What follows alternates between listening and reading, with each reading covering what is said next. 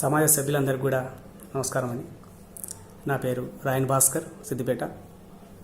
నేను ఇవాళ మన సమాజానికి ఒక సూచన ఇవ్వడానికి మీ ముందుకు వచ్చానండి.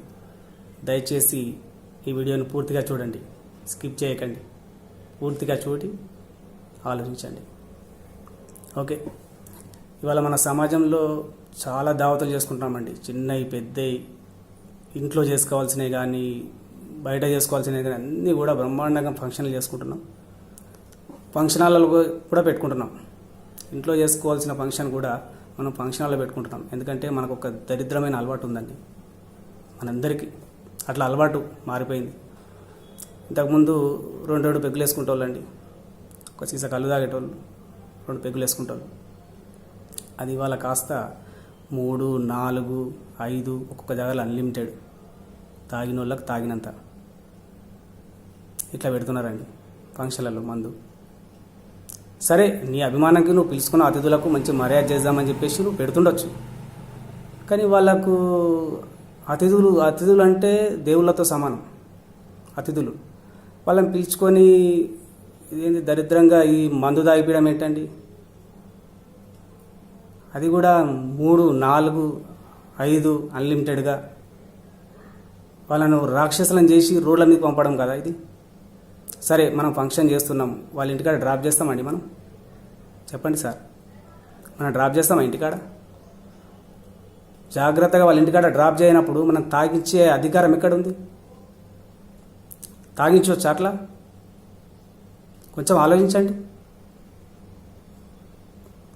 వాళ్ళ ఆరోగ్యం ఏం కావాలి?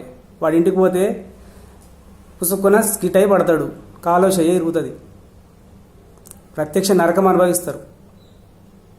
ఇంకా గాచారం బాగాలేకపోతే నెత్తి వాళ్ళకి చచ్చిపోతే ఇక ఇక ఇక అంతకంటే పాపం మీరు చేసింది కాదు, ఇక అంతకంటే పాపం ఉండదు. ఇక వాళ్ళ భార్య పిల్లలు ఏం కావాలి? ఎన్నో ఆశలు పెట్టుకున్న తల్లిదండ్రి పరిస్థితి ఏం కావాలి? పిల్లల బంగారు భవిష్యత్తుకు బాటలు వేస్తే మనం విగత జీవిగా మారితే పిల్లల పరిస్థితి ఏం కావాలి? కొంచెం ఆలోచించండి. మన ఇష్టానికి మనం ఇష్టమైనంత మందు తాగిపించి పంపిస్తే ఎట్లుంటుందండి?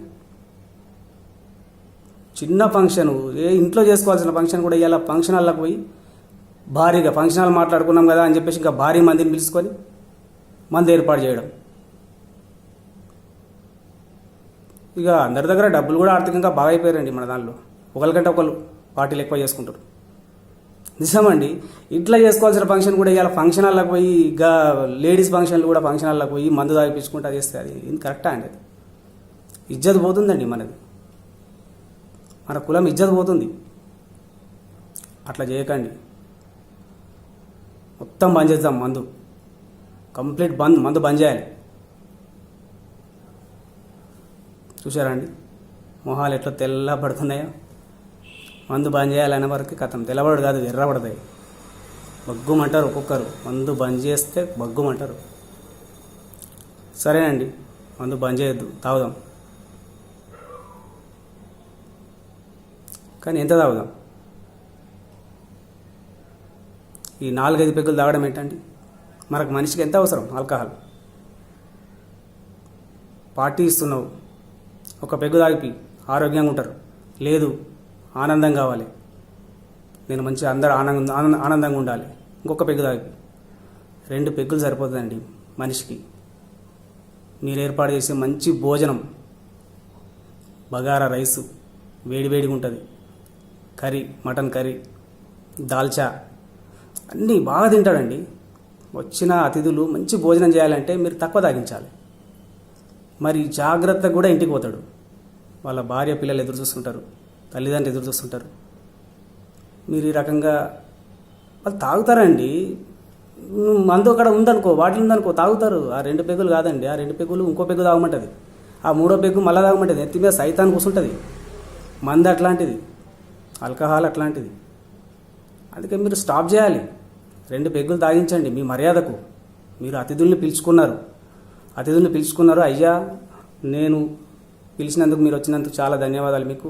నేను 2 పెగ్గులు ఏర్పాటు చేసిన, మంచి భోజనం ఏర్పాటు చేసిన, దయచేసి తీసుకొని స్వీకరించి వెళ్ళండి అని చెప్పొచ్చు. దీనికి ఎవ్వరు వ్యతిరేకం చెప్పారండి.